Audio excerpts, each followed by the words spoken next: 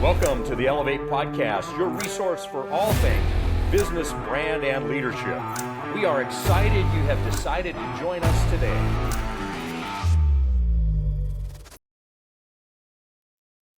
Welcome, everybody, to the Elevate Podcast. I'm your host, Robert Kaelin, here with my good friend, Mr. Mike Newman. Good to be with you guys today. We've got a special guest that Robert's going to introduce to us, Tammy Fink. That's right. And you know what? If you are in your car, driving, wherever you're listening to this, I want to prepare you because you're going to blow your clients' minds today. After today, this is going to be kind of a business-altering conversation for you. Tammy has had a successful career in marketing for over 30 years, and she has started her own company called Tammy Fink Client-Centric Connections. And she talks about this amazing thing called the wow factor in her new book, which is titled The Wow Factor. I am really excited today to have a conversation about the wow factor and what it actually means to be client-centric. So Tammy Fink, welcome. Hey, Robert, Mike, thanks for having me, guys. This is going to be a lot of fun. I've really been looking forward to this. Absolutely. I actually was. You guys hear me okay? We can now. You guys, technology, huh? So, Tammy, you and I met at a conference, and I took some wild notes on that. So I'm going to just share something here. You talked about M&Ms, and you had this really cool thing where you passed out M&Ms, and everybody got a package of M&Ms, which was really meaningful and memorable. And here we are, 4 months later, having this conversation, which I love. Tell me a little bit about M&Ms. So everything that we do, we try to measure with M&Ms because it's fun. And the whole idea with M&Ms means that whatever connection point that you're building, you need to make it meaningful and memorable, right? Okay. Those are the things that you need to do. So we play a lot with M&Ms. I have a whole M&M collection. You could even get, Robert, we could even go have M&Ms made with your face on them. So, I love that. There's just so many things that you can do. But the main idea is whatever you're doing to connect with your clients or your customers, is it meaningful? Is it memorable? And that makes a huge difference. So that's two simple questions you can ask right there in interacting with your clients. Is it meaningful? Is it memorable? That's awesome. I think aside from just meaningful and memorable, you've got this book and you decided that at some point people need to know this information. It's worth putting into a book. What were you seeing that caused you to write this? I ended up writing 3 books during COVID because we had all the time in the world. So why not? This was never meant to be a bestseller. This was meant to be the book that my clients had read. And what I was seeing in the marketplace is that people would do a lot of swag, right? And I call swag stuff without a goal. And it's the kind of stuff, it's super easy. And it's like, throw your name on it, throw your logo on it. Let's do a pin with our name and phone number. It's just the super simple stuff that really has no purpose in the building of a relationship with your client, right?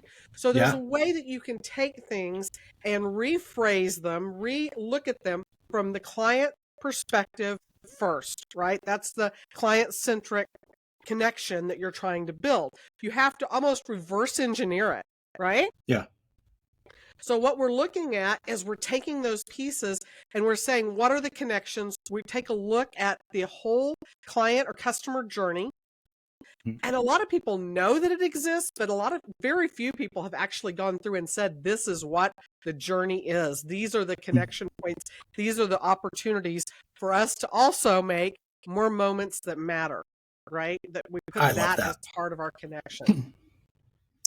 I love that. I think, Mike and I do a lot of stuff with DISC assessment, personality style assessments and things like that. And,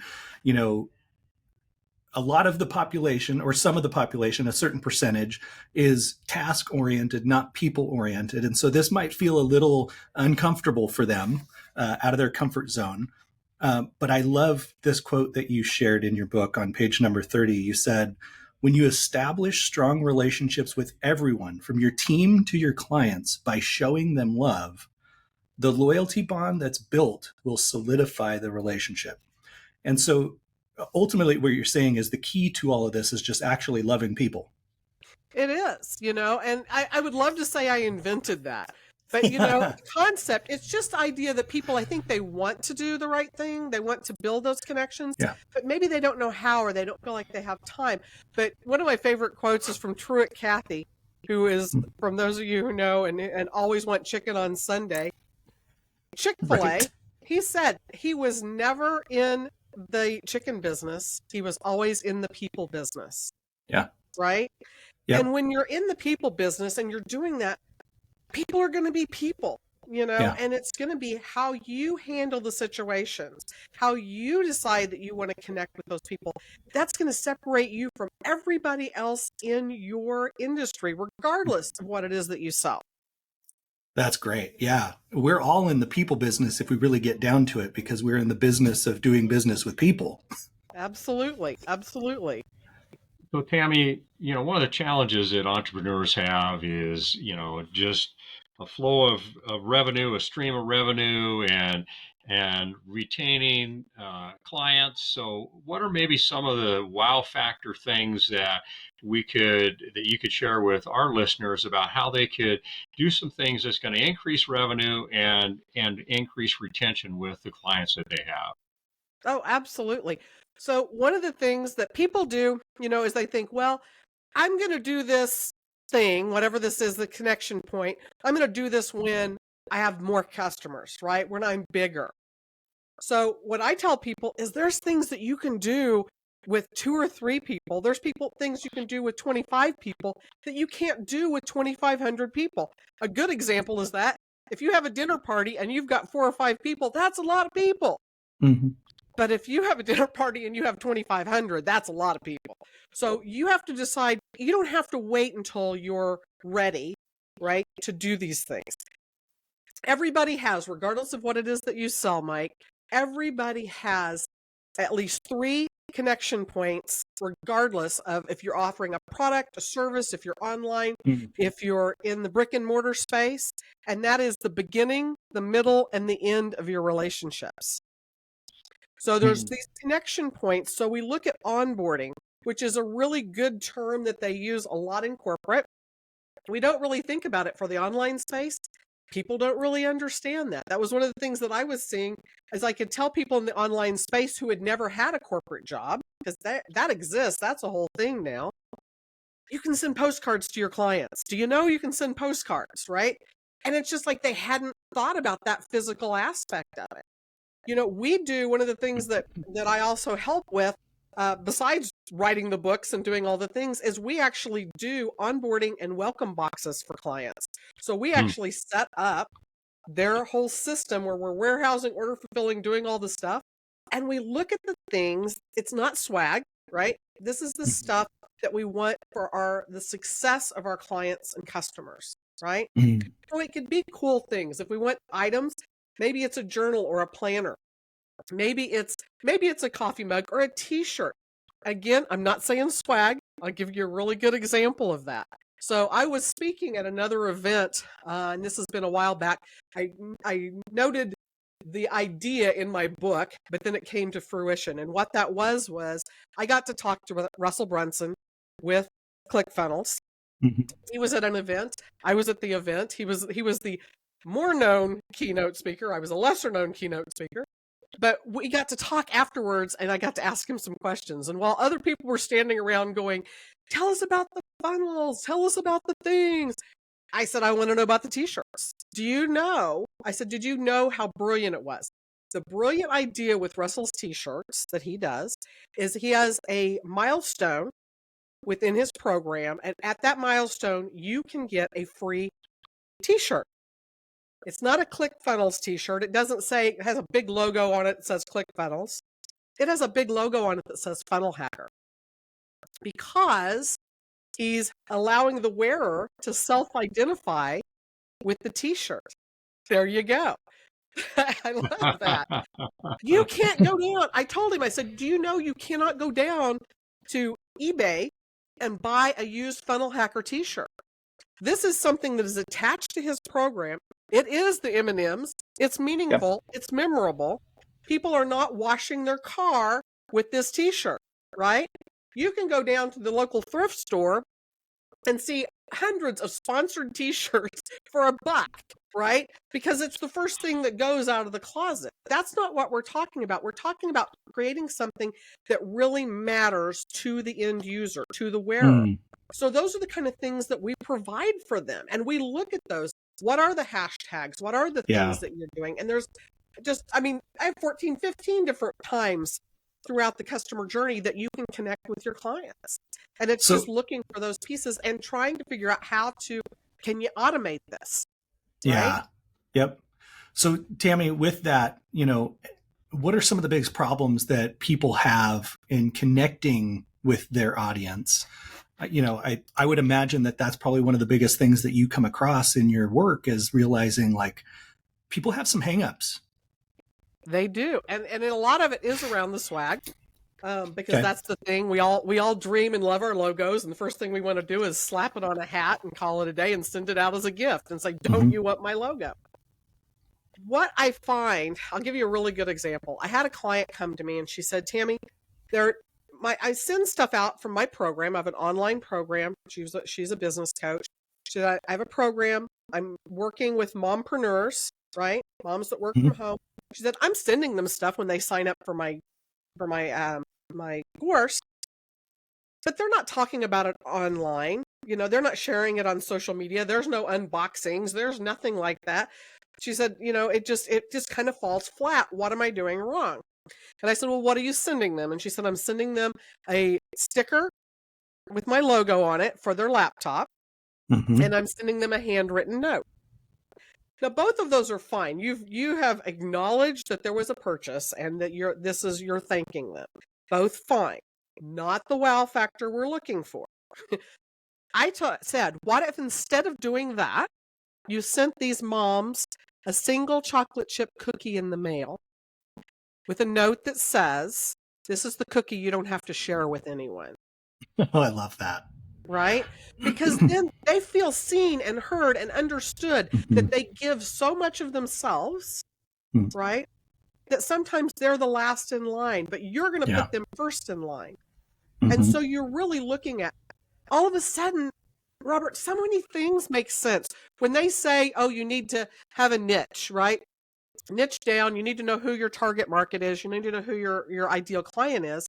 It's true, but they never really tell you why. Yeah. And it's because you're building relationships. Even if it's ads, even whatever that is, you're building relationships with your clients. Right? And so how do you do that? So that's Tammy, great. You're a really creative person. I can tell that from, and you get great energy out of coming up with ideas like a cookie and a note that you don't have to share it with anybody. But for those of us that don't have that kind of inventive style, where can I find ideas like that? We can totally talk, Mike, but I will tell you, a lot of it is knowing who your clients are. And even if you're not creative, you still have to know who your clients are. You're still marketing to them. You're selling to them. Maybe you're doing high end, right? Maybe you only have 4 or 5 really big clients. You should know things about your clients that's going to help you make these decisions. You're going to need to know, are they a dog person or are they a cat person? Right? Do they like Dunkin' Donuts? Do they like Starbucks? Who is it that who are they rooting for the Super Bowl? Right? Who are they making important in their lives so that you can also make that same connection with them? Right? So it may not be that you have to come up with creative ideas, but maybe we do success boxes. What is it in your program or what you're selling that would make it more successful for them, right? Is it something, journals and planners, those are your numbers guys. You got your numbers guys out there, but what are you wanting them to track? And can you put that in something that can be a gift? It can be a part of their program that helps them succeed. And then the final step is that will also help them tell more people about you, right? So it's not just the fluff and the cookies. We all like the cookies and the cupcakes, but it's the things that really is going to help them succeed and help you succeed. Because while we're building relationships, we want higher client retention. We want more VIP programs. Do you have a retreat? Do you have an activity for your team, right? Maybe even for your vendors. But certainly, do you have a connection point that you're doing with your customers, with your clients? What does that look like? So, Tammy, have you ever found a business that you struggled with coming up with an idea around something they could do that was unique, that had a wow factor? I have. And I've wanted to go and speak. You know, you look at different opportunities to speak and teach and train. And one of the things that you can do is start thinking, well, I can talk with bankers, right? Or I can talk with real estate agents. And you're thinking of all of these people. One of the things that I think is a really tough industry, funeral homes. I can see that. Right? I mean, Yeah. they're not going to be the cupcakes and the joy and all of the pieces and stuff maybe aren't there for that. So are they, can they do nothing? No, there's some amazing opportunities out there. They can do grief recovery, which is a fantastic way to connect with their clients. Yeah. Right? They can have these next step opportunities where they're teaching and training. I know even with my own dad, I've had issues. We lost my stepmom a year ago, and we've been doing things all year. But there's so many opportunities, like I said, for recovery and for those type things that you can add into your existing program. Know what the faults, know what they want to deal with and what they don't want to deal with, right? Know what happens when you have crowds that show up at the funeral, and how do you manage the crowds and the people? And that's opportunities to build connections with those people, how well you do that. Yeah. So there are opportunities. It doesn't always have to be just something that's just really glamorous and easy. You're going to connect with your clients. You're going to connect with people who they know, right? And that's where you're really looking for those next step opportunities. Does that make sense? Absolutely. Yeah. So if, as we're kind of winding down our time here, if you were to leave our audience with one thing, what would you say? I think the biggest thing for me is look for the opportunities that you can inspire, motivate, or celebrate your clients, your team, the people that you work with, that you work for, and help to build more of these moments that matter within that relationship, right? Because that's going to help you. It's not, like I said, it's not just all kittens and puppies. It's the things that you can build these relationships. It is so much less expensive to retain the clients that you have than to go out and get brand new ones. That's awesome. Yeah, that's I love that. True. Yeah. And so you're in a different part of the world than we are. I am. I'm in Branson, Missouri. Branson, Missouri, right? Yep. So how do people get in touch with you? How do people find you? I'm on Facebook. The next step, if you think that it's something that you want to do, I actually even have a free 15-minute coffee chat where I'll get on the phone and we'll actually talk over Zoom, just over the phone line. But you can reach out to me at wowtammy.com/coffee. And I'd love, like I said, I'll offer that to your listeners. If they're ready to make some ideas on what they can do, let's have a quick chat. Let's have that conversation. Otherwise, you can totally just stalk me on Facebook and LinkedIn and Instagram and all the places. I kind of stand out. Yeah, I'll tell you, you know what? If you stalk Tammy for any amount of time, you will want to jump on that call because she does a fantastic job at doing what she does and really creating the wow factor for people. Tammy, it's been such an honor and a privilege to have you on the Elevate podcast. Thank you so much. Oh, thank you so much for having me. I really appreciate it, Robert, Mike. This has been a lot of fun. Yeah. I took quite a few notes because as I mentioned, I'm not the creative guy, so I'm the task guy you were talking about, and so I got some good notes, and thanks for sharing with us some insights in your book. And go grab Tammy's book, The Wow Factor. That's right. And we'll have a link in the description. So, what Tammy just said in terms of how to get in contact with her, as well as a link for the book and her awesome website, we will make sure that that's all in there for you. And you guys, until next week, take care. God bless. Thank you for joining us. Our hope is this episode has been helpful for you today. If it's impacted you in some way, we encourage you to share it with someone. To receive a direct notification of our next episode, click the follow button on your favorite app or platform. You can also watch each episode on YouTube. The links are in the description. If you want to connect with us on a deeper level, go to countercultureleadership.com/resources. We'll see you next week on the Elevate Podcast.